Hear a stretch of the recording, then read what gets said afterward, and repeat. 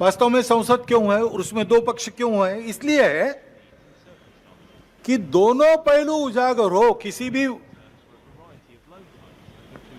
सिक्के के दो पहलू रहते हैं, ऐसे किसी भी प्रश्न के दो पहलू रहते हैं।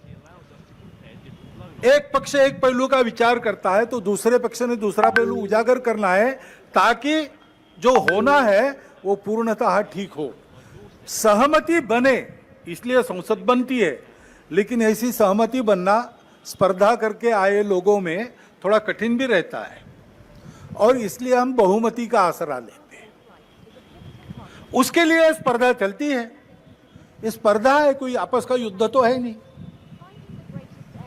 जिस प्रकार ये बातें हुई, जिस प्रकार एक दूसरे को लताड़ना हुआ, जिस प्रकार प्रचार के दौरान हमारे करने से समाज में मनमुटाव बढ़ेगा, दो गठ बटेंगे, आपस में शंका संशय उत्पन्न होगा, इसका भी ख्याल नहीं रखा गया, और विनाकारण संघ जैसे संगठनों को भी उसमें खींचा गया।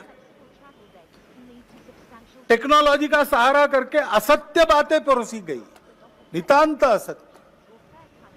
क्या शास्त्र का, विज्ञान का, विद्या का ये उपयोग है? सज्जन विद्या का ये उपयोग नहीं करते। विद्या विवादाय ये खलस्य, ऐसा कहा है। विद्या विवादाय धनम मदाय शक्ति परेशान परपीडनाय खलस्य साधो विपरीतमेतत् ज्ञानाय दानाय च रक्षणाय। विद्या का उपयोग प्रबोधन करने के लिए होता है, लेकिन आधुनिक विद्या टेक्नोलॉजी का उपयोग असत्य परोसने के लिए किया गया। ऐसे से देश कैसे चलेगा भाई? आखिर सबको देश ही चलाना है ना। दो पक्ष है, विरोधी पक्ष कहते हैं, मैं प्रतिपक्ष कहता हूं। वो विरोधी नहीं है, उसको विरोधी मानना भी नहीं चाहिए। वो प्रतिपक्ष है, वो एक पहलू उजागर कर रहा है, उसका भी विचार होना चाहिए। ऐसा जब चलना है तो चुनाव लड़ने में भी एक मर्यादा होती है। उस मर्यादा का पालन नहीं हुआ, क्योंकि उसका पालन होना इसलिए आवश्यक है कि हमारे देश के सामने चुनौतियां समाप्त नहीं हुई। अब सरकार बन गई, वही सरकार फिर से आ गई, एनडीए की। अब ये ठीक है, पिछले 10 वर्षों में बहुत कुछ अच्छा हुआ है।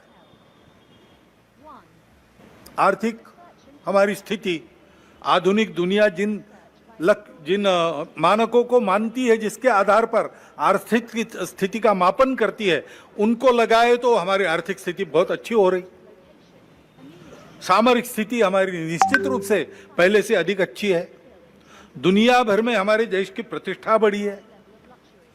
कला क्षेत्र में, क्रीड़ा क्षेत्र में, ज्ञान विज्ञान के क्षेत्र में, संस्कृति के क्षेत्र में हम सब लोग विश्व के सामने आगे बढ़ रहे हैं। हमको धीरे धीरे मानना विश्व के प्रगत देशों ने भी शुरू किया है। लेकिन इसका मतलब ये नहीं है कि हम चुनौतियों